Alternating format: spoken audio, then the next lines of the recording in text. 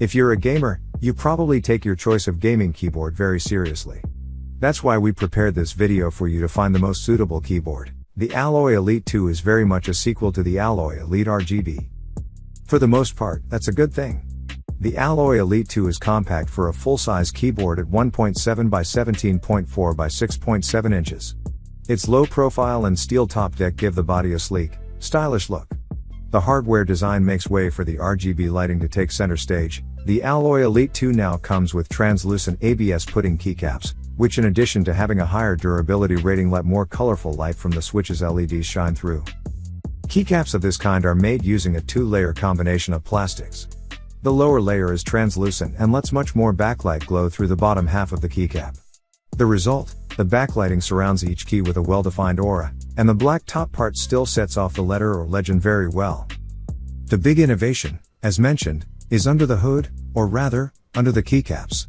Where the Alloy Elite RGB was available with Cherry MX Red, MX Brown, or MX Blue switches, the Alloy Elite 2 is being offered only with HyperX's own red linear switches at launch. First seen in the company's basic Alloy Origins keyboard, HyperX switches offer a comfortable feel, not unlike Cherry's, but with slightly less travel, and they bottom out at 3.8mm, as opposed to 4mm. Like the K95 RGB Platinum before it, the K100 RGB is a sprawling control panel of a keyboard, flush with all the quality of life features a PC gamer would want.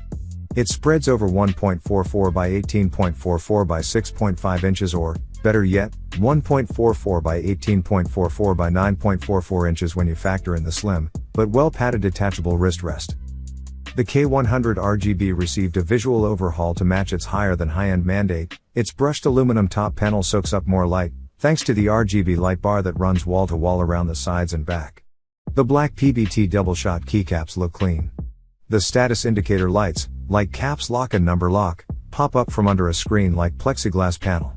I wouldn't go so far as to call it professional looking, the RGBs kind of kill that vibe, but it looks luxurious. The K100 is a very expensive keyboard, and it looks the part. And that massive desk footprint is a small price to pay to get all of its extra keys, buttons, and perks.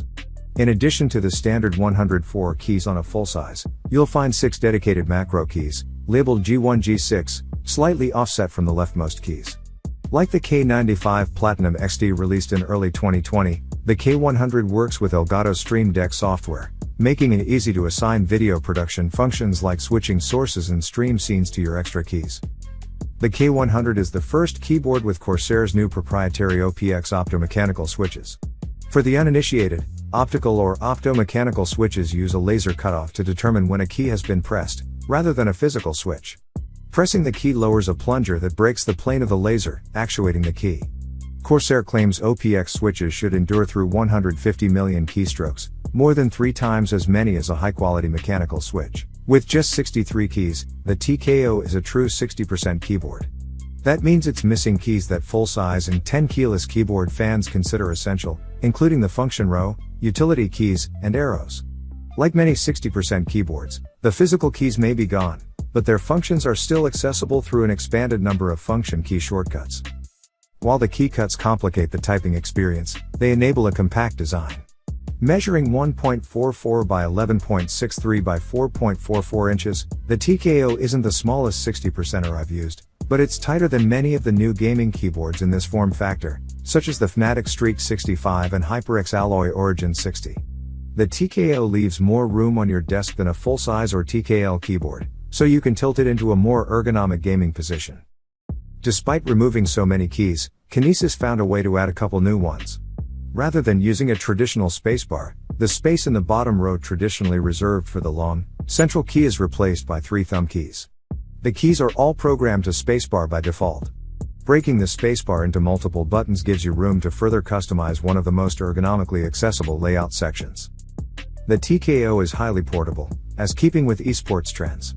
Not only does it connect to your PC via a detachable USB-C cable, which is basically standard at this point, the keyboard also comes with a dedicated carrying case. The hard shell case snugly holds the keyboard and cable, plus has a pocket for extra parts and a handle. I'm not sure how many people actually need a safe, secure way to transport a keyboard, but this does the job. Though Asus introduced the modular gamepad concept in the original 2016 Claymore, it still feels fresh and exciting in 2021.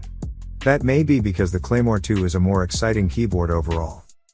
Technically, the Claymore II breaks down into 3 parts: the core 10 keyless keyboard with 87 keys, a 17-key number pad with 4 customizable buttons and a volume roller, and a thin but well-padded detachable wrist rest. The keyboard supplies the power, the number pad doesn't work on its own. The wrist rest can be used with other keyboards, but its magnetic top edge is designed to pair with the Claymore II. The keyboard and number pad are a matching set, with shiny aluminum top plates and glossy black keycaps that let through glowing RGB light. If not for the small gap and cut-off corners at the bottom, you wouldn't be able to tell they were discrete pieces. There are 2 obvious benefits to having a detachable number pad. First and foremost, it gives left-handed typists the opportunity to use the number pad with their dominant hands. The other advantage is that taking the number pad off entirely converts the full-size keyboard to a TKL that's more portable and takes up less desk space.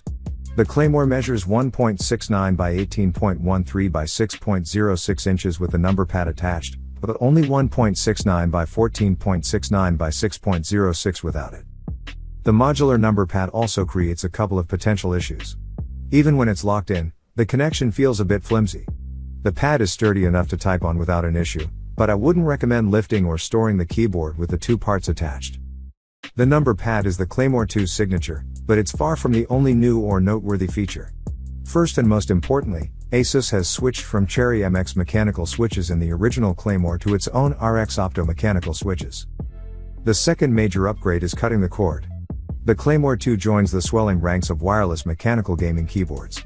Using a 2.4 GHz connection via a USB dongle, the Claymore II works perfectly in wireless mode. When you plug the keyboard in to charge it up, the dongle can be stored in a dedicated slot on the back edge of the keyboard. According to Asus, the battery should last up to 144 hours on a single charge with the RGB lighting off, and up to 43 hours with the lighting at maximum brightness. Though that's a huge drop-off, 43 hours is still a decent amount of time for a keyboard with RGBs on. The Huntsman V2 analog is sleek for a mammoth, full-size keyboard.